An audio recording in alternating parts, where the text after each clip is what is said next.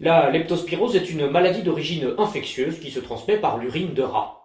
Chaque année, près de 500 000 personnes dans le monde sont touchées. La véritable question qui se pose est: comment l'ont-ils attrapé?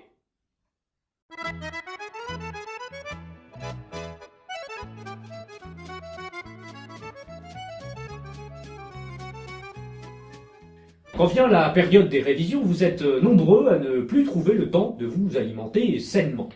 Ceci est bien dommage, et à deux titres.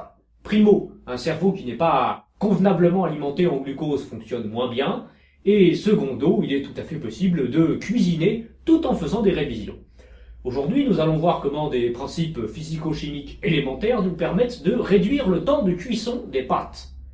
Passons, si vous le voulez bien, au laboratoire, ou plutôt à la cuisine.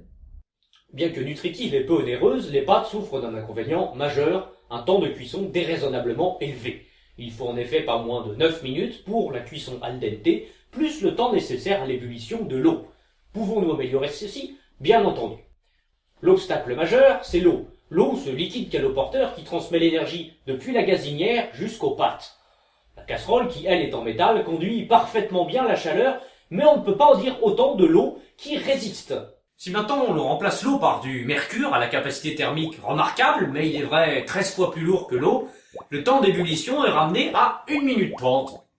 Voilà, c'est presque prêt, il ne reste plus qu'un petit détail à régler: comment enlever le mercure des pâtes, qui risquerait d'en altérer le goût. Tout simplement en ajoutant dans dans la casserole, de l'acide nitrique, qui transformera le mercure en nitrate de mercure, qui précipite, et en dioxyde d'azote. Ainsi, les propriétés toxiques du mercure sont neutralisées. Il ne reste plus ensuite qu'à égoutter les pâtes pour s'en débarrasser. Vous ne vous êtes jamais demandé pourquoi vous passiez votre salade dans une essoreuse, alors que pour les pâtes, vous deviez attendre longuement que l'eau tombe d'elle-même? Ne vous embêtez plus, prenez une centrifugeuse.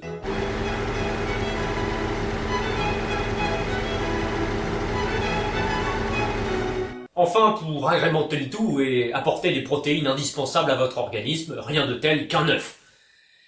Et ne vous embêtez pas à enlever la coquille, elle vous apportera les sels minéraux indispensables pour votre organisme. Voilà, vos pâtes sont prêtes en seulement 4 minutes et 24 secondes. Il ne vous reste plus qu'à les déguster. C'était le cours du soir du professeur Vandebure. Nous nous retrouverons la semaine prochaine, et d'ici là, bon appétit! Allez, on ouvre grand la bouche. Ah, une cuillère pour le professeur. Ah, c'est bon, c'est des glucides.